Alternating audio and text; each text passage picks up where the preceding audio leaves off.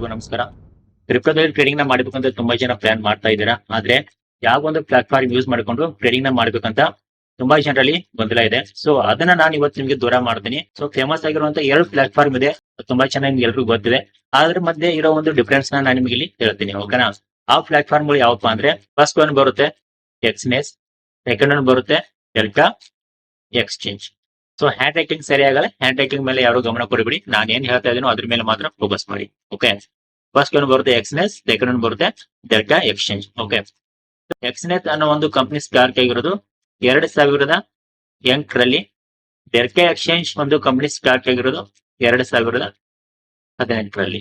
So ಈಗ ಎಕ್ಸ್ನೆಸ್ ಮತ್ತೆ delta exchange ಇದೆಯಲ್ಲ, ಈ ಎರಡು ಬೇರೆ ಬೇರೆ ಕಂಪನಿ, ಎರಡು ಒಂದು ವಿಭಿನ್ನ ಆಗಿರೋ ಒಂದು ಕಂಪನಿ. ಇದಕ್ಕೂ ಏನು ಸಂಬಂಧ ಇಲ್ಲ. ಎಕ್ಸ್ನೆಸ್ ಇದೆಯಲ್ಲ, ಇದು ಒಂದು ಪ್ಯೂರ್ಲಿ ಗ್ಲೋಬಲ್ ಕಂಪನಿ, ಮತ್ತೆ ಅದು ಫಾರೆಕ್ಸ್ ಕಂಪನಿ. ಡೆಲ್ಟಾ ಎಕ್ಸ್ಚೇಂಜ್ ಏನಿದೆಯಲ್ಲ, ಇದೊಂದು purely crypto company, okay.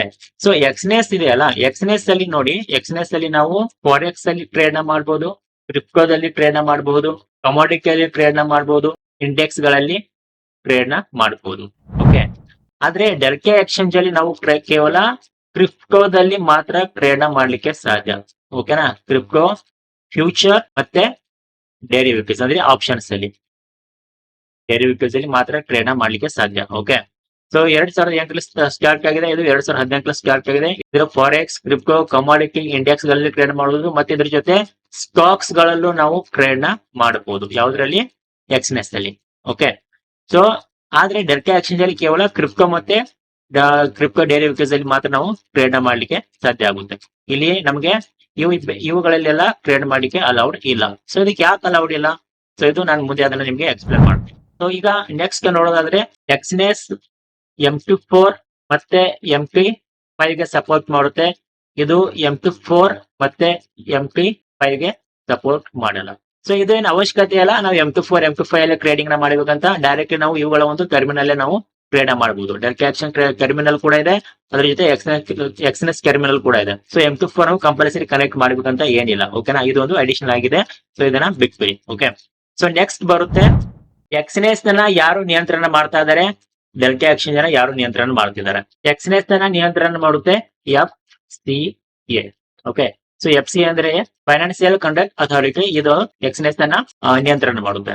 Delta exchange ಅಲ್ಲಿ ಬೇರೆ ಬೇರೆ ದೇಶಗಳ ಅವುಗಳ ಕೆಲವೊಂದು ಸಂಸ್ಥೆಗಳು ನಿಯಂತ್ರಣ ಮಾಡುತ್ತೆ. ನಮ್ ಇಂಡಿಯಾದಲ್ಲಿ ಇನ್ನು ಸ್ಪಷ್ಟನೆ ಕೊಟ್ಟಿಲ್ಲ. ಆದ್ರೆ ಇಲ್ಲಿ RBI ಮಧ್ಯಂತರ ತಗೊಳುತ್ತೆ. ಏನ್ ಮಧ್ಯಂತರ ತಗೊಳುತ್ತೆ ಅಂದ್ರೆ, ನಮ್ಮ ಫಂಡ್ ಗೆ ಅಥವಾ ನಮ್ಮ ಕ್ಯಾಪಿಟಲ್ ಗೆ, ಓಕೆನಾ. ನಾವೇನಾದ್ರೂ ಕ್ಯಾಪಿಟಲ್ ನ ಡೆಪಾಸಿಟ್ ಮಾಡ್ಬೇಕಾದ್ರೆ, ಓಕೆನಾ, ನಾವೇನಾದ್ರೂ ನಮ್ಮ ಫಂಡ್ ನ ಡೆಪಾಸಿಟ್ ಅಥವಾ ವಿಡ್ರಾವಲ್ ಮಾಡ್ಬೇಕಂದ್ರೆ, ಸೊ ಇಲ್ಲಿ RBI ಏನ್ ಮಾಡುತ್ತೆ? ನಿಯಂತ್ರಣ ಮಾಡುತ್ತೆ.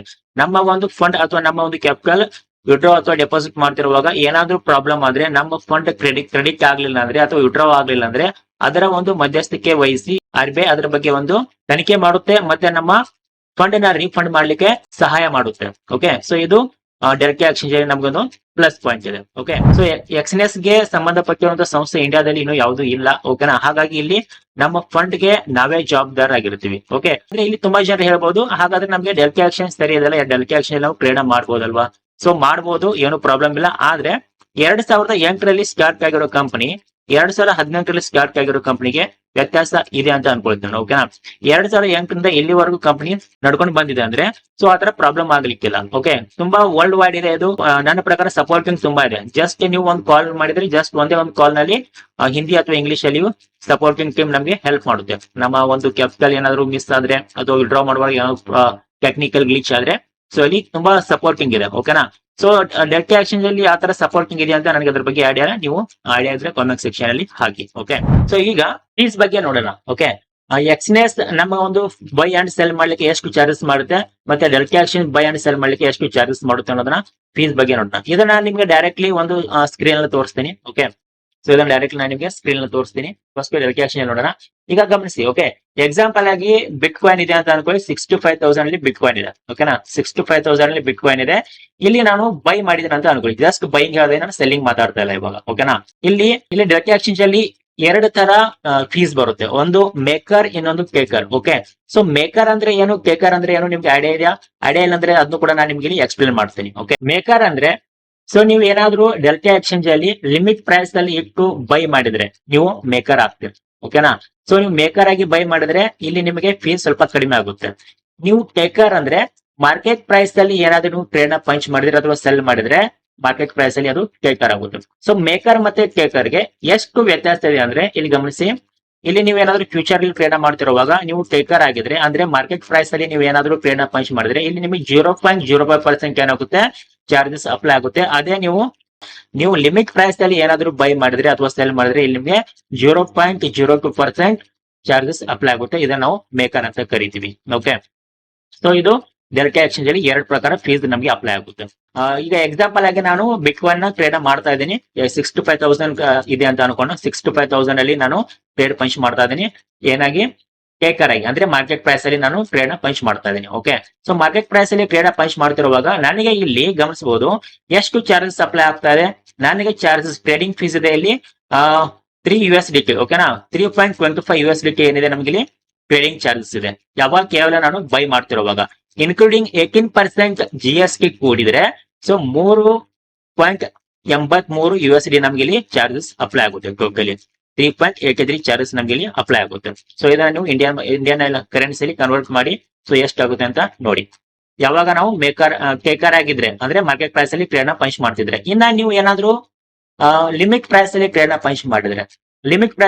ಪಂಚ್ ಮಾಡಿದ್ರೆ, ಮೇಕರ್ ಆಗಿ ಟ್ರೇಡ್ ನ ಪಂಚ್ ಮಾಡಿದ್ರೆ ಇಲ್ಲಿ ನಿಮ್ಗೆ ಚಾರ್ಜಸ್ ಸ್ವಲ್ಪ ಕಡಿಮೆ ಆಗುತ್ತೆ. ಗಮನಿಸಿ, ಇಲ್ಲಿ ನಿಮಗೆ ಚಾರ್ಜಸ್ ಎಷ್ಟಾಗ್ತಾ ಇದೆ 1.3. ಓಕೆ, 1.3 USD ನಮ್ಗೆ ಇಲ್ಲಿ ಚಾರ್ಜಸ್ ಆಗ್ತದೆ. ಇನ್ಕ್ಲೂಡಿಂಗ್ GST ಹಿಡ್ಕೊಂಡ್ರೆ 1.53 ಆಗ್ತಾ ಇದೆ. ಓಕೆ, 1.53 USD ನಮ್ಗೆ ಇಲ್ಲಿ ಚಾರ್ಜಸ್ ಆಗ್ತಾ ಇದೆ. ಸೊ ಇದು ಮೇಕರ್ ಮತ್ತೆ ಟೇಕರ್ ಮಧ್ಯೆ ಇರೋ ವ್ಯತ್ಯಾಸ. ಸೊ ಇನ್ನ ಎಕ್ಸ್ನೆಸ್ ಅಲ್ಲಿ ನೋಡೋಣ. ಎಕ್ಸ್ನೆಸ್ ಅಲ್ಲಿ ಏನ್ ಹೇಳ್ತಾ ಇದೆ? ಎಕ್ಸ್ನೆಸ್ ಅಲ್ಲಿ ಸ್ಟ್ಯಾಂಡರ್ಡ್ ಅಕೌಂಟ್ ಇದೆ. ಓಕೆನಾ, USD ಬಿಟ್ಕಾಯಿನ್ ಟ್ರೇಡ್ ಮಾಡ್ತಾ ಇದೀನಿ. 0.01 ಲಾಕ್ ನಾನು ಟ್ರೇಡ್ ನ ಪಂಚ್ ಮಾಡಿದ್ದೀನಿ ಅಂತ ಅನ್ಕೊಳ್ಳಿ. ಓಕೆ, ಇಲ್ಲೂ ಕೂಡ ಸೇಮ್ ನಾನು ಅಷ್ಟೇ ಟ್ರೇಡ್ ಹಾಕಿದ್ದೀನಿ ಅಂತ ಅನ್ಕೊಳ್ತೀನಿ. ಎಸ್, ಇಲ್ಲೂ ಕೂಡ ಡೆಲ್ಟಾ ಎಕ್ಸ್ಚೇಂಜ್ ಕೂಡ ನಾನು 100 ಕ್ವಾಂಟಿಟಿ ಹಾಕಿದ್ದೀನಿ, 100 ಲಾಕ್ಸ್ ನ. ಸೊ ಇದರಲ್ಲಿ ಎಕ್ಸ್ನೆಸ್ ಅಲ್ಲಿ ಕೂಡ ಸೇಮ್ ಹಾಕಿದ್ದೀನಿ, 0.1 ಹಾಕಿದ್ದೀನಿ. ಓಕೆನಾ, ಸೊ ಇಲ್ಲಿ ಗಮನಿಸಿ, ಇಲ್ಲಿ ನನಗೆ ಎಷ್ಟು ಚಾರ್ಜಸ್ ಅಪ್ಲೈ ಆಗ್ತದೆ. ಸೊ ಇಲ್ಲಿ ನನಗೆ ಚಾರ್ಜಸ್ ಅಪ್ಲೈ ಆಗ್ತದೆ ಸ್ಪ್ರೆಡ್ ಕಾಸ್ಟ್ ಅಂತ ಚಾರ್ಜಸ್ ನಮಗೆ ಸಿಗುತ್ತೆ. ಸ್ಪ್ರೆಡ್ ಕಾಸ್ಟ್ ಅಂದ್ರೆ ಸೊ ನೀವು ಗಮನಿಸಬಹುದು, ಎಕ್ಸ್ನೆಸ್ ಅಲ್ಲಿ ಒಂದು ಟ್ರೇಡ್ ನೀವು ಪಂಚ್ ಮಾಡಿದ್ಮೇಲೆ ಆಟೋಮ್ಯಾಟಿಕ್ಲಿ ಫಸ್ಟ್ ನಿಮಗೆ ಪ್ರಾಫಿಟ್ ಅಲ್ಲಿ ಇರಲ್ಲ, ಅದು ಆಟೋಮ್ಯಾಟಿಕ್ಲಿ ಲಾಸ್ ಅಲ್ಲೇ ಹೋಗಿರುತ್ತೆ. ನೀವು ಮಾರ್ಕೆಟ್ ಪ್ರೈಸ್ ಅಲ್ಲೇ ಟ್ರೇಡ್ ನ ಪಂಚ್ ಮಾಡಿ ಅಥವಾ ಲಿಮಿಟ್ ಪ್ರೈಸ್ ಅಲ್ಲೇ ಟ್ರೇಡ್ ನ ಪಂಚ್ ಮಾಡಿ, ನಿಮಗೆ ಅದು ಫಸ್ಟ್ ರೆಡ್ ಅಲ್ಲೇ ತೋರಿಸುತ್ತೆ, ನಿಮಗೆ ಲಾಸ್ ಅಲ್ಲೇ ತೋರಿಸುತ್ತೆ ಅಲ್ವಾ? ಅದೇ ನಾವು ಸ್ಪ್ರೆಡ್ ಕಾಸ್ಟ್ ಅಂತ ಕರಿತೀವಿ. ಸೊ ಇಲ್ಲಿ ನಮಗೆ ಸ್ಪ್ರೆಡ್ ಕಾಸ್ಟ್ ಎಷ್ಟು ಬರ್ತಾ ಇದೆ? $2.88 ನಮಗೆ ಸ್ಪ್ರೆಡ್ ಕಾಸ್ಟ್ ಅಂದ್ರೆ ಫೀಸ್ ನೋಡ್ಲಿಕ್ಕೆ ಸಿಗ್ತಿದೆ. ಓಕೆನಾ, ಯಾವ್ದ್ರಲ್ಲಿ? ಎಕ್ಸ್ನೆಸ್ ಅಲ್ಲಿ. ಈಗ ಹೋಲಿಕೆ ಮಾಡಿದ್ರೆ ಯಾವ್ದಕ್ಕೆ ಡೆಲ್ಟಾ ಎಕ್ಸ್ಚೇಂಜ್ ಮತ್ತೆ ಎಕ್ಸ್ನೆಸ್ ಗೆ ಹೋಲಿಕೆ ಮಾಡಿದ್ರೆ ಫೀಸ್ ಯಾವ್ದ್ರಲ್ಲಿ ಜಾಸ್ತಿ ಇದೆ? ನೀವು ಮೇಕರ್ ಆಗಿದ್ರೆ ಡೆಲ್ಟಾ ಎಕ್ಸ್ಚೇಂಜ್ ಅಲ್ಲಿ ನಿಮಗೆ ಫೀಸ್ ಸ್ವಲ್ಪ ಕಡಿಮೆ ಆಗ್ತದೆ. ಇನ್ ಕೇಸ್ ನೀವು ಟೇಕರ್ ಆದ್ರೆ, ಓಕೆ, ಅಂದ್ರೆ ಮಾರ್ಕೆಟ್ ಪ್ರೈಸ್ ಅಲ್ಲಿ ನೀವು ಟ್ರೇಡ್ ನ ಪಂಚ್ ಮಾಡಿದ್ರೆ ಇಲ್ಲಿ $3.25 ನಮಗೆ ಚಾರ್ಜಸ್ ಅಪ್ಲೈ ಆದ್ರೆ ಎಕ್ಸ್ನೆಸ್ ಅಲ್ಲಿ ನಮಗೆ 2.88 USD ನಮಗೆ ಚಾರ್ಜಸ್ ಅಪ್ಲೈ ಆಗ್ತದೆ. ಸೊ ಇವಾಗ ಗಮನಿಸಬಹುದು, ನೀವು ಇವಾಗ ಹೇಳ್ಬಹುದು ಸರ್ ಹಾಗಾದ್ರೆ ಇಲ್ಲಿ ನಮಗೆ ಡೆಲ್ಟಾ ಎಕ್ಸ್ಚೇಂಜ್ ಸೇಫ್ ಕೂಡ ಇದೆ, RBI ನಮ್ ಜವಾಬ್ದಾರಿ ಕೂಡ ತಗೊಳ್ತದೆ, ಮತ್ತೆ ಫೀಸ್ ಕೂಡ ಕಡಿಮೆ ಇದೆ. ಆದ್ರೆ ಇಲ್ಲಿ ಗಮನಿಸಬೇಕಾದ ಅಂಶ ಏನಪ್ಪಾ ಅಂದ್ರೆ ಎಷ್ಟು ಜನ ಲಿಮಿಟ್ ಪ್ರೈಸ್ ಅಲ್ಲಿ ಟ್ರೇಡ್ ನ ಪಂಚ್ ಮಾಡ್ತಿದ್ರಿ ಹೇಳಿ? ಎಷ್ಟು ಜನ ಟ್ರೇಡ್ ಪಂಚ್ ಆದ್ಮೇಲೆ ಇನ್ ಕೇಸ್ ನೀವು ಪ್ರಾಫಿಟ್ ಅಲ್ಲಿ ಇದ್ರಿ ಅಂತ ಅನ್ಕೊಳ್ಳಿ, ಲಾಸ್ ಅಲ್ಲಿ ಇದ್ರಿ ಅಂತ ಅನ್ಕೊಳ್ಳಿ, ಎಕ್ಸಿಟ್ ಆಗ್ತಿರುವಾಗ ಎಷ್ಟು ಜನ ಲಿಮಿಟ್ ಪ್ರೈಸ್ ಅಲ್ಲಿ ಇಟ್ಟು ಟ್ರೇಡ್ ನ ಎಕ್ಸಿಟ್ ಆಗ್ತೀರಿ? ಸಾಧ್ಯನೇ ಇಲ್ಲ. ಅದು ಲಿಮಿಟ್ ಪ್ರೈಸ್ ಅಲ್ಲಿ ಇಟ್ಕೊಂಡು ಟ್ರೇಡ್ ಪಂಚ್ ಮಾಡೋದು ತುಂಬಾ ಕಷ್ಟ ಇದೆ. ತುಂಬಾ ಜನ ಮಾಡ್ತಾರೆ, ಇಲ್ಲ ಅಂತ ಅಲ್ಲ. ಓಕೆನಾ, ತುಂಬಾ ಜನ ಮಾಡ್ತಾರೆ. ಬಟ್ ನೀವು ಆಲ್ಮೋಸ್ಟ್ ಗಮನಿಸಿ, 100 ಟ್ರೇಡ್ ನೀವು ಮಾಡಿದ್ರೆ ಸುಮಾರು ನನ್ನ ಪ್ರಕಾರ 75ರಿಂದ 80 ಟ್ರೇಡ್ ನೀವು ಮಾರ್ಕೆಟ್ ಪ್ರೈಸ್ ಅಲ್ಲಿ ಟ್ರೇಡ್ ನ ಪಂಚ್ ಮಾಡ್ತೀರಾ. ಇನ್ನ ನೀವು ಎಲ್ಲೋ ನೆನಪಾದಾಗ ಒಂದ್ 2 ಸಾರಿ ಲಿಮಿಟ್ ಪ್ರೈಸ್ ಅಲ್ಲಿ ಇಟ್ಟು ಟ್ರೇಡ್ ನ ಪಂಚ್ ಮಾಡಬಹುದು. ಸೊ ಬೆಟರ್ ನನಗೆ ಅನ್ಸುತ್ತೆ ಫೀಸ್ ನ ನೋಡಿದ್ರೆ ಸೊ ಎಕ್ಸ್ನೆಸ್ ನನಗೆ ಚೆನ್ನಾಗಿದೆ ಅಂತ ಅನಿಸ್ತದೆ.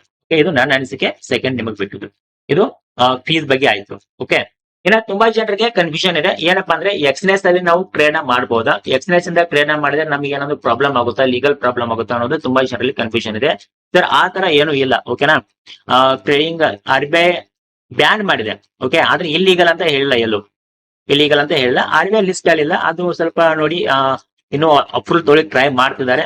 ಸೊ ಆಲ್ಮೋಸ್ಟ್ ನೀವು ಇಂಡಿಯಾದಲ್ಲಿ ಸೊ 70 to 75% ಎಲ್ಲರೂ ಎಕ್ಸ್ನೆಸ್ ಅಲ್ಲಿ ಟ್ರೇಡ್ ಮಾಡೋದು. ಓಕೆ, ಸೊ ಇಲ್ಲಿ ಏನ್ ಇಲ್ಲೀಗಲ್ ಅಲ್ಲ. ಇಲ್ಲೀಗಲ್ ಯಾವಾಗ ಆಗುತ್ತೆ? ಎಕ್ಸ್ಎನ್ಎಸ್ ಅಲ್ಲಿ ನೀವು ಟ್ರೇಡ್ ಮಾಡಿದ್ರೆ ಇಲ್ಲಿಗಲ್ ಯಾವಾಗ ಆಗುತ್ತೆ. ನಿಮ್ಮ ಒಂದು ಪೇಮೆಂಟ್ ಡಿಪಾಸಿಟ್ ಅಥವಾ ವಿಡ್ರಾ ಆಗಿರ್ಲಿ ಅದೇನಾದ್ರೂ ನಿಮ್ಮ ಅಕೌಂಟ್ ಇಂದ ಬೇರೆ ಫಾರಿನ್ ಕಂಪನಿ ಅಕೌಂಟ್ ಗೆ ಹೋದ್ರೆ ಅದು ಇಲ್ಲಿಗಲ್ ಆಗುತ್ತೆ. ಓಕೆ, ಅರ್ಥ ಆಗ್ತಿದೆ ಅನ್ಕೊಳ್ತಾ ಇದೀನಿ, ಕ್ಲಿಯರ್ ಆಗ್ತಿದೆ ಅನ್ಕೊಳ್ತಾ ಇದೀನಿ. ಈಗ ನೀವು ಎಕ್ಸ್ಎನ್ಎಸ್ ಅಲ್ಲಿ ಡಿಪಾಸಿಟ್ ಮಾಡ್ತಿರುವಾಗ ನಿಮ್ಮ ಒಂದು ಇಂಡಿಯನ್ ಅಕೌಂಟ್ ಇಂದ ಅದೇನಾಗುತ್ತೆ, ಬೇರೆ ಎಲ್ಲೋ ಇರೋ ಒಂದು ಇಂಡಿಯನ್ ಅಕೌಂಟ್ ಅಲ್ಲಿ ಅಮೌಂಟ್ ಕ್ರೆಡಿಟ್ ಆಗುತ್ತೆ. ಆ ಕ್ರೆಡಿಟ್ ಆಗಿರೋ ಅಮೌಂಟ್ ನಮ್ಮ ಎಕ್ಸ್ಎನ್ಎಸ್ ಅಕೌಂಟ್ ಅಲ್ಲಿ ಏನಾಗುತ್ತೆ, ಆಡ್ ಆಗುತ್ತೆ, ಅಂದ್ರೆ ಡೆಪಾಸಿಟ್ ಆಗುತ್ತೆ. ವಿಡ್ರಾ ಮಾಡುವಾಗಲೂ ಸೇಮ್ ಪ್ರೊಸೀಜರ್ ಇದೆ. ಇಲ್ಲಿಗಲ್ ಯಾವಾಗ ಆಗುತ್ತೆ ಹಾಗಾದ್ರೆ? ಇಲ್ಲಿಗಲ್ ಯಾವಾಗ ಆಗುತ್ತೆ ಅಂದ್ರೆ ನೀವೇನಾದ್ರೂ ನಿಮ್ಮ ಒಂದು ಫಂಡ್ ನ ಓಕೆನಾ ಬೇರೆ ದೇಶಗಳ ಬ್ಯಾಂಕ್ ಇಂದ ಟ್ರಾನ್ಸ್ಫರ್ ಮಾಡಿ ನಿಮ್ಮ ಎಕ್ಸ್ಎನ್ಎಸ್ ಅಕೌಂಟ್ ಗೆ ನೀವೇನಾದ್ರು ಟ್ರಾನ್ಸ್ಫರ್ ಮಾಡಿದ್ರೆ ಅದು ಇಲ್ಲಿಗಲ್ ಆಗುತ್ತೆ. ಅದ್ರ ಸಿಂಪಲ್ ಆಗಿ ತುಂಬಾ ಸಿಂಪಲ್ ಸ್ಟೆಪ್ ಇದೆ. ಏನಪ್ಪಾ ಅಂದ್ರೆ ಆನ್ಲೈನ್ ಬ್ಯಾಂಕ್ ಇದೆ ಓಕೆನಾ, ಆನ್ಲೈನ್ ಬ್ಯಾಂಕ್ ಇಂದ ನೀವೇನ್ ಮಾಡುದು ಡೆಪಾಸಿಟ್ ಮತ್ತೆ ವಿಡ್ರಾ ನೀವು ಮಾಡ್ಕೊಳ್ಬಹುದು. ತುಂಬಾ ಸಿಂಪಲ್ ಸ್ಟೆಪ್ ಇದೆ. ಇದು first one. Second one, illegal ಯಾವಾಗ ಆಗುತ್ತೆ, ಕೇಸ್ ಯಾವಾಗ ಆಗ್ಬಹುದು ಓಕೆನಾ, ಎಕ್ಸ್ಎನ್ಎಸ್ ಅಲ್ಲಿ ಟ್ರೇಡ್ ಮಾಡಿದ್ರೆ ನಿಮ್ಮ ಮೇಲೆ ಕೇಸ್ ಯಾವಾಗ ಆಗ್ಬಹುದು. ಫಾರೆಕ್ಸ್ ಟ್ರೇಡಿಂಗ್ ಮಾಡ್ತಿರೋವಾಗ, ಫಾರೆಕ್ಸ್ ಟ್ರೇಡಿಂಗ್ ಅಂದ್ರೆ ಏನು? ಫಾರೆಕ್ಸ್ ಟ್ರೇಡಿಂಗ್ ಅಂದ್ರೆ ನೀವು ಫಾರೆಕ್ಸ್ ಟ್ರೇಡಿಂಗ್ ಮಾಡ್ಬೇಕಂದ್ರೆ ಕೆಲವೊಂದು ಪೇರ್ಸ್ ಗಳು ಮಾತ್ರ ನನಗೆ ಸಪೋರ್ಟಿಂಗ್ ಇದೆ ಓಕೆನಾ. ಯಾವಪ್ಪ ಪೇರ್ಸ್ ಗಳು ಅಂದ್ರೆ ಕರೆನ್ಸಿ ಪೇರ್ಸ್ ಗಳು ಅಂದ್ರೆ ಫಸ್ಟ್ ಒನ್ ಬರುತ್ತೆ USD INR, second one euro INR, third one GBP INR, fourth one ಬರುತ್ತೆ JPY INR. ಇವುಗಳಲ್ಲಿ ಓಕೆನಾ, ಇವುಗಳಲ್ಲಿ ನಾವು ಟ್ರೇಡ್ ಮಾಡಬಹುದು. ಸೊ ಫಾರೆಕ್ಸ್ ಕರೆನ್ಸಿ ಪೇರ್ಸ್ ಗಳ ಮುಂದೆ INR ಯಾವ ಇದೆಯೋ ಅವುಗಳ ಮೇಲೆ ನಾವು ಟ್ರೇಡಿಂಗ್ ನ ಮಾಡಬಹುದು. ಇವುಗಳು ನಮ್ಮ ಇಂಡಿಯನ್ ಕೆಲವೊಂದು ಇಂಡಿಯನ್ ಬ್ರೋಕರ್ಸ್ ಗಳಲ್ಲೂ ಇದೆ. ಲೈಕ್ ಎಕ್ಸಾಂಪಲ್ ಆಗಿ ಜೀರೋದಾ ಓಕೆನಾ, ಜೀರೋದಾದಲ್ಲಿ ನೀವು ಸರ್ಚ್ ಮಾಡಿದ್ರೆ USD INR ಸಿಗುತ್ತೆ, ಯೂರೋ INR ಸಿಗುತ್ತೆ ಅಂತ ನಾನು ಅನ್ಕೊಳ್ತೀನಿ. ಒಂದ್ಸರಿ ಚೆಕ್ ಮಾಡಿ ನೋಡಿ, ಸಿಗುತ್ತೆ ಇಲ್ವಾ ಅನ್ನೋದನ್ನ ಕಾಮೆಂಟ್ ಸೆಕ್ಷನ್ ಅಲ್ಲಿ ಹಾಕಿ ಓಕೆ. ಹಾಗಾದ್ರೆ ಯಾವ ಅಲೌಡ್ ಇಲ್ಲ ಫಾರೆಕ್ಸ್ ಟ್ರೇಡಿಂಗ್ ಮಾಡ್ಲಿಕ್ಕೆ? ಯಾವ್ದು ಅಲೌಡ್ ಇಲ್ಲ ಅಂದ್ರೆ ಅಲೌಡ್ ಇಲ್ಲ ಅನ್ನೋದಕ್ಕಿಂತ ಇವುಗಳಲ್ಲಿ ನಾವು ಟ್ರೇಡ್ ಮಾಡಿದ್ರೆ ಸ್ವಲ್ಪ ರಿಸ್ಕ್ ಆಗುತ್ತೆ, ರೆಸ್ಟ್ರಿಕ್ಷನ್ ಇದೆ, ಮುಂದೆ ಲೀಗಲ್ ಪ್ರಾಬ್ಲಮ್ ಆಗ್ಬೋದು ಅಂತ ನಾನು ಅನ್ಕೊಳ್ತೀನಿ ಓಕೆ. ಯಾವಪ್ಪ ಅಂದ್ರೆ ಯೂರೋ USD, ನೆಕ್ಸ್ಟ್ ಯಾವುದು ಯೂರೋ GBP, AUD, JPY, ಈ ತರ ಕರೆನ್ಸಿಗಳೇನವಲ್ಲ, ಈ ತರ ಕರೆನ್ಸಿಗಳನ್ನ ಎಕ್ಸ್ಎನ್ಎಸ್ ಆಪ್ ಇಂದ ನೀವು ಟ್ರೇಡ್ ನ ಮಾಡಿದ್ರೆ ಸೊ ಇದು ಇಲ್ಲಿಗಲ್ ಆಗುತ್ತೆ. ಇದು ಟ್ರೇಡ್ ಮಾಡ್ಲಿಕ್ಕೆ ಅಲೌಡ್ ಇಲ್ಲ. ಇಂಡಿಯನ್ ಆಪ್ ಪ್ರಕಾರ ಕೆಲವೊಂದು ರೂಲ್ಸ್ ಪ್ರಕಾರ ಇದು ಇಂಡಿಯಾದಲ್ಲಿ ಟ್ರೇಡ್ ಮಾಡೋದು ತುಂಬಾ ರೆಸ್ಟ್ರಿಕ್ಷನ್ ಇದೆ. ಈ ತರ ಕರೆನ್ಸಿ ಪೇರ್ಸ್ ಗಳು ನೀವು ಟ್ರೇಡ್ ಮಾಡಬಾರ್ದು ಓಕೆ. ಆದ್ರೆ ಈ ತರ ಕರೆನ್ಸಿ ಪೇರ್ಸ್ ಗಳಿಗೆ ನಾವು ಟ್ರೇಡ್ ಮಾಡಬಹುದು. ಆದ್ರೆ ನಮ್ಗೆ ಇವೆಲ್ಲ ಟ್ರೇಡಿಂಗ್ ಮಾಡೋ ಅವಶ್ಯಕತೆ ಇಲ್ಲ. ಇವುಗಳನ್ನ ಟ್ರೇಡ್ ಮಾಡ್ಲಿಕ್ಕೆ ಹೋಗ್ಬೇಡಿ. ನಾವು ಎಕ್ಸ್ಎನ್ಎಸ್ ಅನ್ನು ಯೂಸ್ ಮಾಡೋದು ಕೇವಲ ಬಿಟ್ ಕಾಯಿನ್ ಅಲ್ಲಿ ಟ್ರೇಡ್ ಮಾಡೋಕೆ ಮಾತ್ರ ಎಕ್ಸ್ಎನ್ಎಸ್ ಅನ್ನ ನಾವು ಯೂಸ್ ಮಾಡ್ತೀವಿ. ಸೊ ಎಕ್ಸ್ಎನ್ಎಸ್ ಅನ್ನ ಯಾಕೆ ಯೂಸ್ ಮಾಡ್ಬೇಕು ಓಕೆ, ಇವಾಗ ಪಾಯಿಂಟ್ ಬರುತ್ತೆ. ಸೊ ನೀವು ಎಲ್ಲರೂ ಇವಾಗ ಅರ್ಥ ಮಾಡ್ಕೊಂಡಿದ್ರಿ ಸರ್, ಡೆಲ್ಟಾ ಎಕ್ಸ್ಚೇಂಜ್ ಅಲ್ಲಿ ನಾವು ಲಿಮಿಟ್ ಪ್ರೈಸ್ ಅಲ್ಲಿ ಟ್ರೇಡ್ ಮಾಡ್ತೀವಿ, ಅಲ್ಲಿ ಫೀಸ್ ಕೂಡ ಕಡಿಮೆ ಇದೆ, ಅಲ್ಲಿ ನಮಗೆ RBI ಸಪೋರ್ಟ್ ಮಾಡುತ್ತೆ. ಸೊ ಹಾಗಾಗಿ ನಾನು ಡೆಲ್ಟಾ ಎಕ್ಸ್ಚೇಂಜ್ ಟ್ರೇಡ್ ಮಾಡ್ತೀನಿ. ಸೊ ಇವಾಗ ಹೇಳ್ತೀನಿ ನೋಡಿ, ಡೆಲ್ಟಾ ಎಕ್ಸ್ಚೇಂಜ್ ನಿಮಗೆ ಒಂದು ನೆಗೆಟಿವ್ ಪಾಯಿಂಟ್ ಹೇಳ್ತೀನಿ.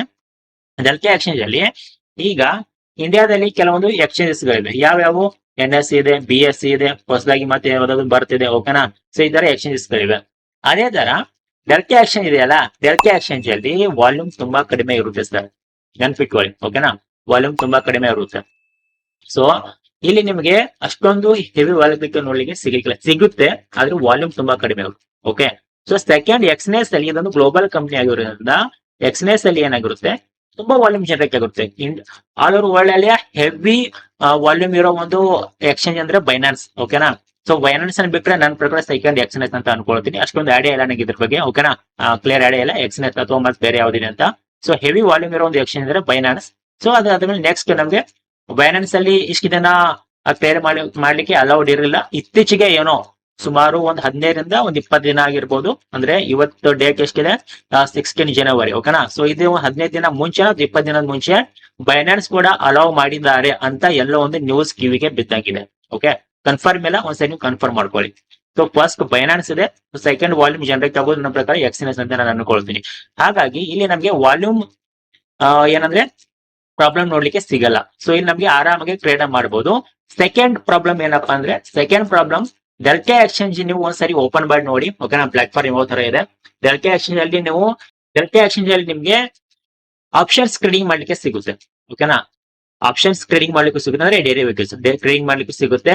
CEP ಬೈ ಮಾಡಬಹುದು, ಮತ್ತೆ ಫ್ಯೂಚರ್ ಕೂಡ ಬೈ ಮಾಡಬಹುದು. ತುಂಬಾ ಜನ ಏನ್ ಮಾಡ್ತಾರೆ ಅಲ್ಲಿ ಓಕೆ, CEP ಬೈ ಮಾಡ್ಬೇಕಂದ್ರೆ CEP ಟ್ರೇಡ್ ನ ಮಾಡ್ಲಿಕ್ಕೆ ಟ್ರೈ ಮಾಡ್ತಾರೆ. ಅಲ್ಲೂ ಕೂಡ ಥೀಟಾ ಡಿಕೆ ಆಗುತ್ತೆ ಓಕೆನಾ, ಅದು ಕೂಡ ಒಂದು ಮೇಜರ್ ಪ್ರಾಬ್ಲಮ್ ನಮಗೆ ಓಕೆ. ಸೊ ಇಲ್ಲ ಸರ್ ನಾನು ಫ್ಯೂಚರ್ ಅಲ್ಲಿ ಟ್ರೇಡ್ ಮಾಡ್ತೀನಿ, ಮಾಡ್ತೀನಿ, ಆದ್ರೆ ಇಂಡಿಯಾದಲ್ಲಿ ನಾವು ಟ್ರೇಡ್ ಮಾಡ್ತೀವಿ ಜೀರೋದಲ್ಲಿ. ಜೀರೋದ ಫಾಸ್ಟ್ ಇದೆಯಾ? ಕೆಲವೊಬ್ರು ಹೇಳ್ತಾರೆ ಸರ್ ಜೀರೋ ತುಂಬಾ ಫಾಸ್ಟ್ ಇದೆ, ಏಂಜಲ್ ಒಂದು ಸ್ವಲ್ಪ ಸ್ಲೋ ಇದೆ ಅಂತ. ಎಲ್ಲೋ ಕೇಳಿದ್ದೀನಿ, ಕೆಲವೊಬ್ರು ಅಂದಿದಾರಲ್ಲ ಗೊತ್ತಿಲ್ಲ. ಹಂಗಾಗಿ ನಾನು ಯಾವುದೇ ಆಪ್ ಗಳ ಬಗ್ಗೆ ಏನು ಡಿಸ್ಕಷನ್ ಮಾಡ್ತಾ ಇಲ್ಲ. ನಮ್ಮ ಇಂಡಿಯನ್ ಆಪ್ ಬಗ್ಗೆ ಎಲ್ಲ ಆಪ್ ಗಳು ಚೆನ್ನಾಗಿದೆ. ಜೀರೋದ ಸ್ವಲ್ಪ ತುಂಬಾ ಫಾಸ್ಟ್ ಆಗಿದೆ, ಯೂಸರ್ ಫ್ರೆಂಡ್ಲಿ, ಸಿಂಪಲ್ ಇದೆ, ಯೂಸರ್ ಫ್ರೆಂಡ್ಲಿ ಇದೆ, ಮತ್ತೆ ಆರಾಮಾಗಿ ನಾವು ಬೈ ಅಂಡ್ ಸೆಲ್ ಮಾಡಬಹುದು. ಓಕೆ, ಸೊ ಅದೇ ನೀವು ಏಂಜಲ್ ಲೋನ್ ಅಲ್ಲಿ ಹೋದ್ರೆ, ಧನ್ ಅಲ್ಲಿ ಹೋದ್ರೆ ಸ್ವಲ್ಪ ಧನ್ ಚೆನ್ನಾಗಿದೆ. ಓಕೆ, ನೋ ಪ್ರಾಬ್ಲಮ್, ನಾನು ಧನ್ ಅಲ್ಲೇ ಮಾಡೋದು. ಓಕೆ, ಏಂಜಲ್ ಲೋನ್ ಅಲ್ಲಿ ಏನಾಗುತ್ತೆ, ಏಂಜಲ್ ಲೋನ್ ಸ್ವಲ್ಪ ಸ್ಲೋ ಇದೆ ಅಂತ ಯಾರು ಹೇಳಿದ್ರು ನನಗೆ, ಇಮೇಲ್ ಇದೆ. ಓಕೆನಾ, ನಾನ್ ಹೇಳ್ತಾ ಇಲ್ಲ, ಯಾರೋ ಒಬ್ರು ಹೇಳಿದ್ರು. ಸೊ ಹಾಗಾಗಿ ಸೊ ನನ್ನ ಪ್ರಕಾರ ಡೆಲ್ಕೆ ಎಕ್ಸ್ಚೇಂಜ್ ಅಲ್ಲಿ ನಿಮಗೆ ನೋಡ್ಲಿಕ್ಕೆ ಆರ್ಡರ್ ಸ್ವಲ್ಪ ಸ್ಲೋ ಆಗಿ ಎಕ್ಸಿಕ್ಯೂಟ್ ಆಗುತ್ತೆ. ಡೆಲ್ಕೆ ಎಕ್ಸ್ಚೇಂಜ್ ಅಲ್ಲಿ ನಾನು ಟ್ರೈ ಮಾಡಿದ್ದೀನಿ, ನೀವು ಬೇಗ ಟ್ರೈ ಮಾಡಿ ನೋಡಿ. ಎಕ್ಸ್ನೆಸ್ ಅಲ್ಲಿ ಅಲ್ಲ, ತುಂಬಾ ಫಾಸ್ಟ್ ಆಗಿದೆ. ಎಕ್ಸ್ನೆಸ್ ತುಂಬಾ ಫಾಸ್ಟ್ ಆಗಿದೆ. ಎಕ್ಸ್ನೆಸ್ ಒಂದು ಡ್ಯಾಶ್ ಬೋರ್ಡ್ ಕೂಡ ನೋಡಿ, ಆಮೇಲೆ ಡೆಲ್ಕೆ ಎಕ್ಸ್ಚೇಂಜ್ ಡ್ಯಾಶ್ ಬೋರ್ಡ್ ಕೂಡ ಕೊಡಿ. ತುಂಬಾ ಯೂಸರ್ ಫ್ರೆಂಡ್ಲಿ ನಿಮ್ಗೆ ಸಿಗೋದು ಎಕ್ಸ್ನೆಸ್. ಓಕೆನಾ, ಸೊ ಎಕ್ಸ್ನೆಸ್ ನನಗೆ ತುಂಬಾ ಚೆನ್ನಾಗಿ ಅನಿಸ್ತದೆ. ಎಕ್ಸ್ನೆಸ್ ಅಲ್ಲಿ ನಾನು ಟ್ರೇಡ್ ಮಾಡ್ತಾ ಇದೀನಿ. ಸೊ ಬಿಟ್ ಕಾಯಿನ್ ಟ್ರೇಡ್ ಮಾಡೋಕೆ ಎಕ್ಸ್ನೆಸ್ ಅಲ್ಲಿ ಯಾವುದೇ ತರಹದ ಪ್ರಾಬ್ಲಮ್ ಗಳಿಲ್ಲ. ಓಕೆ, ಎಕ್ಸ್ನೆಸ್ ಅಲ್ಲಿ ನಾವು ಟ್ರೇಡಿಂಗ್ ಮಾಡಬಹುದು.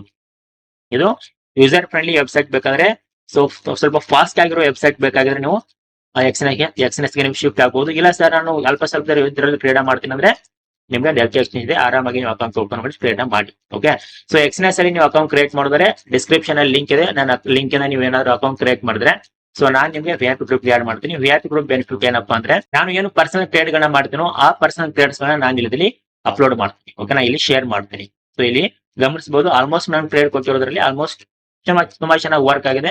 ಸೊ ಇದು ಎಕ್ಸ್ನೆಸ್ ಮತ್ತೆ ಡೆಲ್ಕೆ ಎಕ್ಸ್ಚೇಂಜ್ ಮಧ್ಯೆ ಇರೋ ವ್ಯತ್ಯಾಸ. ಓಕೆ, ಸೊ ಕೊನೆಯದಾಗಿ ಹೇಳ್ಬೇಕಂದ್ರೆ, ಫೈನಲ್ ಆಗಿ ಹೇಳ್ಬೇಕಂದ್ರೆ, ಫಾರೆಕ್ಸ್ ಅಲ್ಲಿ ಟ್ರೇಡ್ ಮಾಡ್ತೀನಿ ಅಂದ್ರೆ ಎಕ್ಸ್ನೆಸ್ ಆಪ್ ನಿಮಗೆಲ್ಲ ನೀವು ನಿಮ್ಗೆ ಮೇಲೆ ಪ್ರಾಬ್ಲಮ್ ಆಗಿ ಆಗುತ್ತೆ. ಸೊ ಇದು 100%. ಎಕ್ಸ್ನೆಸ್ ಆಪ್ ಇಂದ ನೀವೇನಾದ್ರು ಬಿಟ್ಕಾಯಿನ್ ಟ್ರೇಡ್ ಮಾಡ್ತೀವಿ ಅಂದ್ರೆ ಓಕೆ, ನೋ ಪ್ರಾಬ್ಲಮ್, ನೀವು ವೆಲ್ಕಮ್, ಬನ್ನಿ. ಎಕ್ಸ್ನೆಸ್ ಅಕೌಂಟ್ ಕ್ರಿಯೇಟ್ ಮಾಡಿ ನೀವು ಟ್ರೇಡ್ ಮಾಡಬಹುದು. ಬಿಟ್ಕಾಯಿನ್ ಎಲ್ಲ ಎಥೇರಿಯಂ ಅಲ್ಲಿ ಮಾಡಬಹುದು, ಬಿಟ್ಕಾಯಿನ್ ಅಲ್ಲಿ ಮಾಡಬಹುದು. ಓಕೆ, ಸೊ ಇನ್ನು ತುಂಬಾ ಕಾಯಿನ್ಸ್ ಇದೆ, ಅದರಲ್ಲಿ ನಾವು ಟ್ರೇಡ್ ಮಾಡಬಹುದು. ಸೊ ಎಕ್ಸ್ನೆಸ್ ಒಂದು purely forex come crypto broker ಇದೆ, ಎಕ್ಸ್ಚೇಂಜ್ ಇದೆ. ಡೆಲ್ಕೆ ಎಕ್ಸ್ಚೇಂಜ್ ಪ್ಯೂರ್ಲಿ ಒಂದು ಕ್ರಿಪ್ಟೋ ಬ್ರೋಕರ್ ಇದೆ ಅಥವಾ ಎಕ್ಸ್ಚೇಂಜ್ ಇದೆ. ಓಕೆನಾ, ಸೊ ನಾನು ಇಲ್ಲಿವರೆಗೂ ಮೊದಲು ನಾನು ಡೆಲ್ಕೆದಲ್ಲಿ ಟ್ರೇಡ್ ಮಾಡ್ತಿದ್ದೆ, ಬಟ್ ನಂಗೆ ಸರಿ ಆಗ್ತಿಲ್ಲ ಅಂತ ಹೇಳಿ ಅದನ್ನ ಸ್ಟಾಪ್ ಮಾಡಿ ಈಗ ಗಮನಿಸ್ತಿರ್ಬೋದು ಸುಮಾರು 3 to 4 months ಆಯ್ತು ನಾನು ಎಕ್ಸ್ಎನ್ಎಸ್ ಅಲ್ಲಿ ಟ್ರೇಡ್ ಮಾಡ್ತಾ ಇದೀನಿ. ತುಂಬಾ ಚೆನ್ನಾಗಿ ವರ್ಕ್ ಆಗ್ತಿದೆ, ಟ್ರೈ ಮಾಡಿ ನೋಡ್ಬೋದು. ಓಕೆ, ಸೊ ಇಷ್ಟೇ ಇವತ್ತು ಹೇಳಿ ಬಂದಿನಿ. ಸೊ ವಿಡಿಯೋ ನಿಮ್ಗೆ ಕ್ಲಿಯರ್ ಆಗಿದೆ ಅಂತ ಅನ್ಕೊಂಡಿದ್ದೀನಿ. ಏನೇ ಡೌಟ್ಸ್ ಇರೋ ಕಾಮೆಂಟ್ ಸೆಕ್ಷನ್ ಹಾಕಿ, ಅದನ್ನ ರಿಪ್ಲೈ ಮಾಡ್ಲಿಕ್ಕೆ ನಾನು ಟ್ರೈ ಮಾಡ್ತೀನಿ. ಎಲ್ರಿಗೂ ಬಾಯ್, ನಮಸ್ತೆ.